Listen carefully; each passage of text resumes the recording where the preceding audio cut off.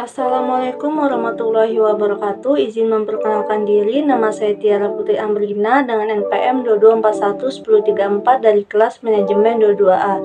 Di sini saya akan menyampaikan materi yaitu tentang data populasi, sampel, penyajian data atau tabel dan diagram. Di sini saya akan menjelaskan apa itu definisi mengenai data, populasi, dan sampel. Data adalah sekumpulan datum yang berisi fakta-fakta serta gambaran suatu fenomena yang dikumpulkan, dirangkum, dianalisis, dan selanjutnya diinterpretasikan. Populasi adalah himpunan lengkap dari semua individu, objek, atau elemen yang relevan dalam konteks studi atau analisis. Syarat data yang baik. Yang pertama, data harus objektif, sesuai dengan keadaan yang sebenarnya. Yang kedua, data harus relevan, yaitu data yang dikumpulkan harus ada hubungannya dengan masalah yang akan dipecahkan. Yang ketiga, data harus bisa mewakili. Dan yang keempat, data harus tepat waktu. Besar pembagian data dibagi menjadi 4, antara lain data menurut skala pengukuran, data menurut sifatnya, data menurut sumbernya, data menurut waktu pengumpulannya, dan data menurut cara memperolehnya. Nah, data menurut skala pengukuran ini dibagi menjadi 4 bagian.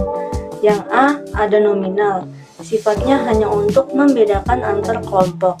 Contoh, jenis kelamin, jurusan dalam suatu sekolah tinggi, atau manajemen dan akuntansi. Yang B, ordinal.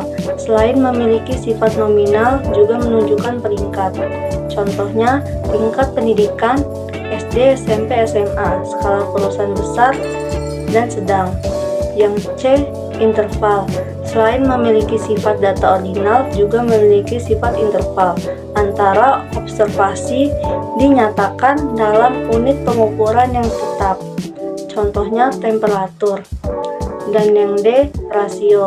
Selain memiliki sifat data interval, skala rasio memiliki angka 0 dan perbandingan antara dua nilai mempunyai arti. Contohnya tinggi badan, berat badan, dan waktu. Yang kedua, data menurut sifatnya, antara lain ada data kualitatif. Data kualitatif adalah data yang berfokus pada kualitas atau atribut non-angka. Ini dapat berupa deskripsi, kategori, atau informasi yang tidak diukur dalam bentuk angka. Contoh data kualitatif adalah warna mata, merek produk, atau pendapat seseorang.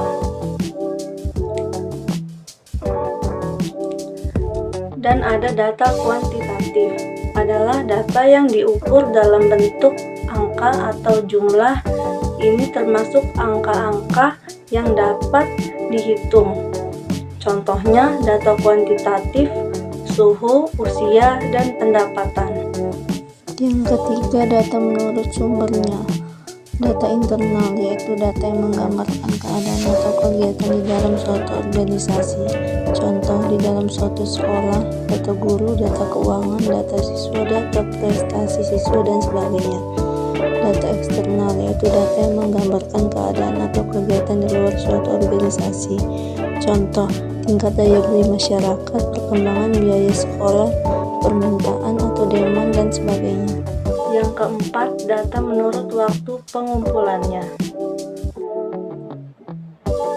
Ada cross-sectional data, yaitu data yang dikumpulkan pada waktu tertentu yang sama atau hampir sama. Contohnya di dalam suatu sekolah antara lain data guru, data keuangan, data siswa, data prestasi siswa, dan lain-lain. Kemudian time series data, yaitu data yang dikumpulkan selama kurun waktu atau periode tertentu.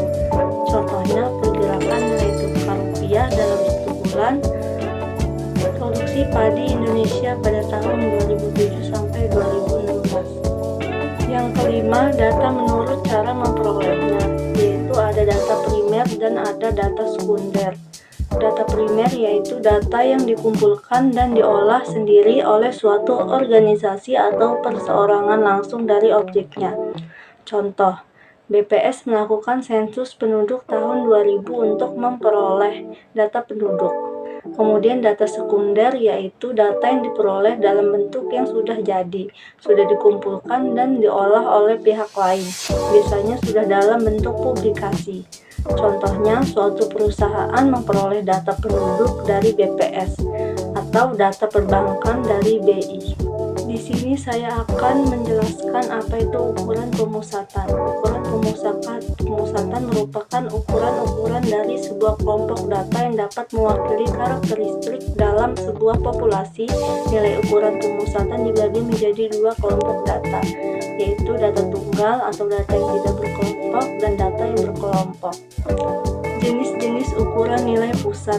Yang pertama, mean atau rata-rata adalah ukuran pemusatan yang paling umum. Rumusnya, mean jumlah semua nilai dalam data per n dibagi jumlah total nilai dalam data. Yang kedua, median, nilai yang berada di tengah, yang membagi dua jumlah data yang sama banyak atau setelah data diurut. Rumusnya, mean sama dengan jumlah semua nilai dalam data dibagi jumlah total nilai dalam data. Cara menghitung median tergantung pada jumlah nilai dalam data. Jika jumlah nilai n adalah ganjil, jika jumlah nilai n adalah genap. Yang ketiga, ada modus. Modus adalah nilai yang paling sering muncul dalam data. Yang keempat, kuartil. Kuartil adalah kelompok data yang sudah diurutkan atau membesar atau mengecil dibagi 4 bagian yang sama besar. 3 jenis kuartil. Pertama, Q1 atau kuartil bawah, kuartil kedua Q2 atau kuartil tengah, dan kuartil 3 Q3 atau kuartil atas. Yang kelima, ada desil. Desil merupakan kelompok data yang sudah diurutkan, membesar atau mengecil dibagi 10 bagian yang sama besar. Rumus desil, K n plus 1 dibagi 10, di mana K adalah nomor desil yang dicari dari 1 hingga 10 dan n adalah jumlah total nilai dalam data. Demikian presentasi dari saya akhiri. Wassalamualaikum warahmatullahi wabarakatuh.